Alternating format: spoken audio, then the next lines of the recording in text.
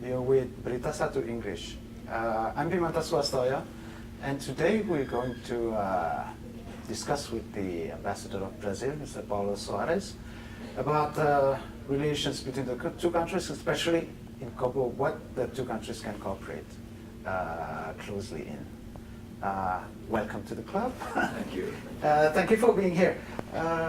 Ambassador, Brazil and Indonesia are basically two countries that shares a lot of things in common. We're big countries, we're tropical countries, we have rich resources, we have forests, we have, name it, we have it. But in terms of cooperation, we're not hearing much. Cooperation between our two countries. And when we talk about cooperation, of course, there are priorities. There are segments that we should focus on rather than go spread out in a bit. What are the priorities according to you that we should develop in terms of cooperation?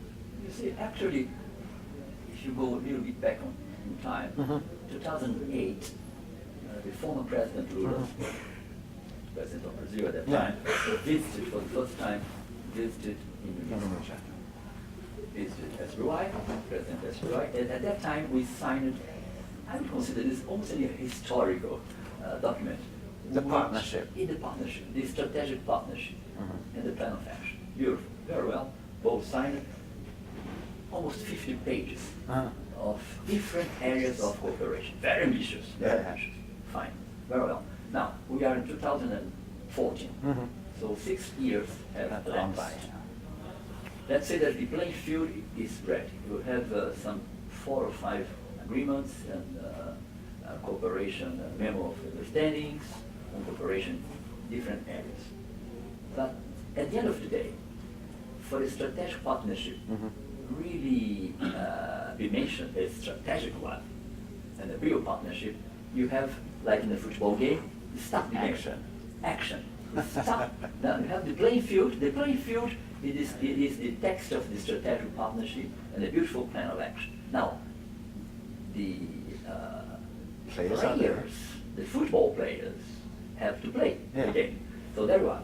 Now, the last 2.5 years that I have been here, I have dedicated the best of my time here. Push for its action. Push this strategic partnership into a real game, let's say, a real cooperation. Now, instead of being too ambitious, if you can sort of focus on 3 or 4 main areas, then you can really start a full, practical, pragmatical cooperation with Indonesia. As you mentioned, we have enormous similarities. More than you think we have. We have it. We have to exploit it well. Exploit it well. First, food security, fundamental. For a good 12 years, Brazil has been really implementing this issue of food security. What does it mean? To bring food to the population who doesn't have access to food. They have to have a market access where the food is and produce it and how to do it.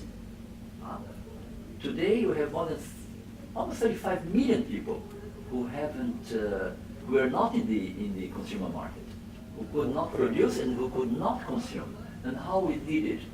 A full commitment of the government in financing programs to those who could not afford produce and eat. So we start a kind of family allowance. So it's direct financial assistance? Directed, more than a finance, it's an allowance for each family that is starving in some areas of Brazil, like the Northeast, part of the Northeast, but also in other areas, in the central, even the Amazon area. So coming with a program of family allowance, with one condition, that those families who got the money to survive and to buy food should take their children to the school. So it's combined. It's food security, tied to the education. And you say, but very well, Ambassador, what about the school? Who is going to build the school? Again, the government. You see, during these 12 years, almost 15 years of full work on food security, building schools, bring access to the people. So these people today, they can afford, first, to put their children to the school. Even if it is a small school. And it's free. Even free of For charge, public. 12 years? Well, 9 years? this has been going on for good 12 years. No, I mean the level of education that is free, is it free until? It's only the 4 and 4. 4 and 4. Right. Okay, the principal, the primary. The basic, primary, and secondary. So you guarantee these to the children. Now the parents and the families can afford. They can today come to the market, not only buy food, but they can even buy a television. They can even buy, who knows, a little software, or they can buy the natural everyday consumer goods that they can afford.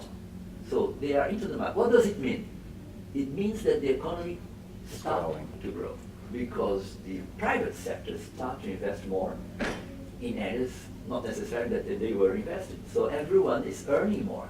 The very low, the low, the middle class, the high middle class, so everyone is participating in this game or in this new economy of Brazil because the government decided to distribute wealth. Yeah. So the Wealth big distribution. issue is wealth distribution Yeah. to our 200 million people. Very similar to here.